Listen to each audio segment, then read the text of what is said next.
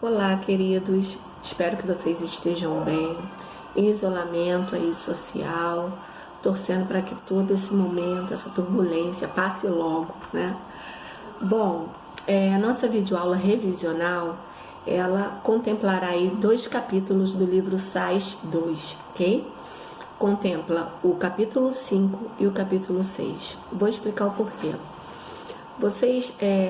Esses 2 capítulos abordam o mesmo autor, Fernando Pessoa.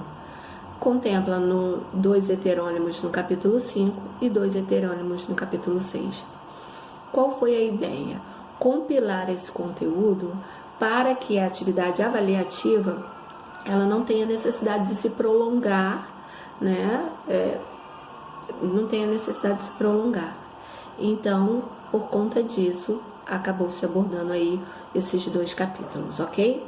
Vamos começar, eu vou começar com um poema do Pessoa que eu gosto muito. O poema chama Isto, tá? É o poema dele mesmo, enquanto ortônimo, né?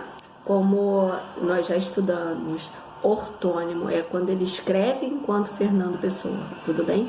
Heterônimo é quando ele assume essa outra identidade, é quando ele assume as identidades, né, as personalidades que ele criou. Bom, o poema chama Isto, tá?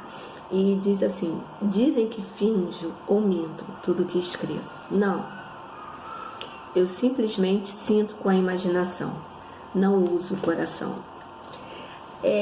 Então, assim, Fernando Pessoa, ele tem um papel assim crucial para o modernismo português, né? Não só no primeiro momento, naquele papel essencial de resgate, né? De resgate dos valores, resgates desse momento histórico, desse momento glorioso dos portugueses, que até então nós estudamos e é o chamado saudosismo, tudo bem?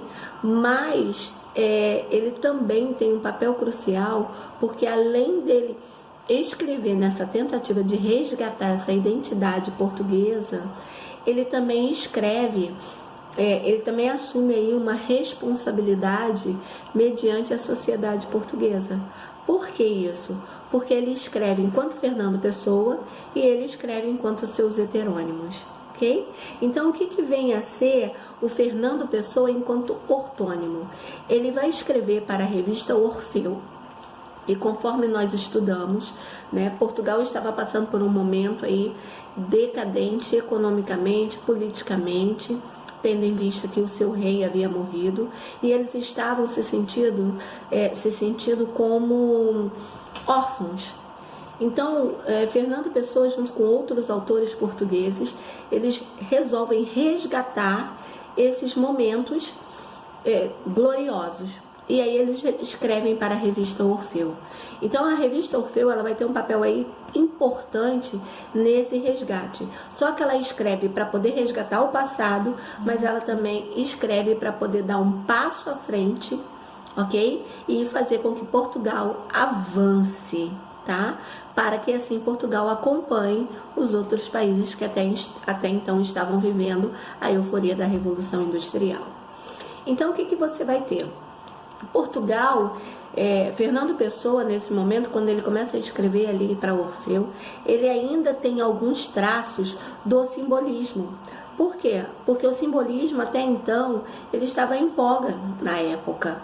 Então, eles não, a sociedade portuguesa ela não havia ainda se libertado totalmente desses traços românticos que haviam seguido, tudo bem? Então, nesse primeiro momento, você vai ter o Fernando Pessoa escrevendo ainda com alguns traços desse simbolismo, ok? E é o que justamente nós vamos ver, porque aí quando Fernando Pessoa ele começa na verdade, assim, se tornar independente desse simbolismo, se distanciar desse momento, desse primeiro momento do modernismo, então ele vai escrever não só como Fernando Pessoa, mas ele também vai escrever enquanto os heterônimos. E quando ele começa a escrever como Fernando Pessoa, ele tem um poema que se chama Autopsicografia. Esse poema vai falar sobre essa relação que ele tem com a escrita. Vai mostrar que, na verdade, esse poema acaba sendo um espelho, um reflexo dele, que vai mostrar esses heterônimos.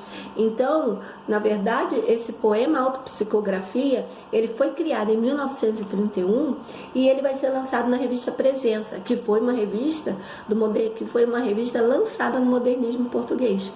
Ainda. Então, assim, o que você vai ter? Que Fernando Pessoa, ao mesmo tempo, enquanto ele avança, criando uma independência literária, ok?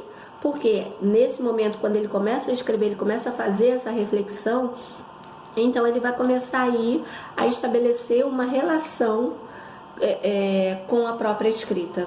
Ok? E isso vai ser muito marcante, porque o sujeito poético que é lançado aqui nessa autopsicografia é um sujeito poético que não só trata dessa criação literária, mas também da recepção que o público vai ter e quando recebe esse poema.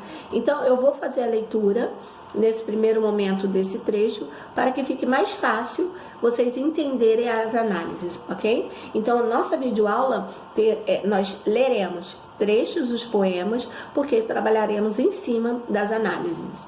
Trabalharemos também com as características dos heterônimos e isso ali compilando, né, juntamente aos poemas, as características dos autores e as características do texto. Tudo bem?